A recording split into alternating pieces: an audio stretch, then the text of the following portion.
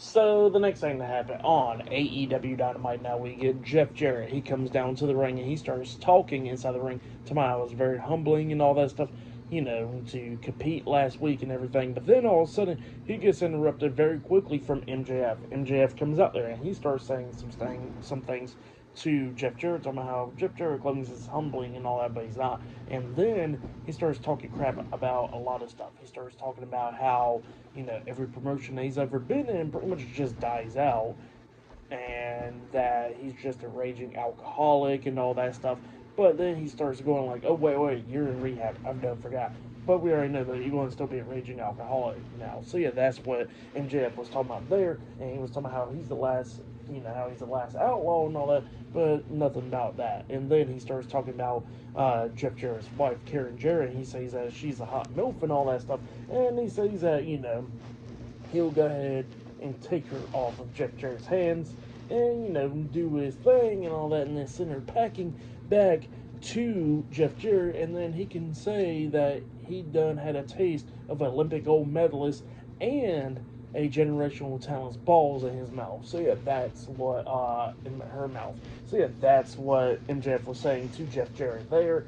And then Jeff Jarrett starts talking about how MJF's mom was a call girl and all that stuff, and that MJF's dad pretty much had him and all that stuff. But he was wondering if MJF's dad was the one that paid MJF's mom to pretty much have him and stuff. So yeah, that's what he was talking about there. And then he was talking about MJF's girl and all that stuff, talking about how she's a Canadian call girl and all that. And he says that when MJF was going against Will Ospreay in like a 30-minute match, for those 30 minutes, we seen his girl in the parking lot messing around with 10 other wrestlers. So yeah, that's what Jeff Jarrett was saying to MJF, and was pissing off MJF. And then MJF starts talking back, talking about Jeff Jarrett being in the Owen Hart Foundation Cup tournament, because Jeff Jarrett done talked about that, how it opened up his eyes and all that stuff, awakened something in him. And MJF was talking about how nothing didn't get awoken. He says that he's just riding the coattails of his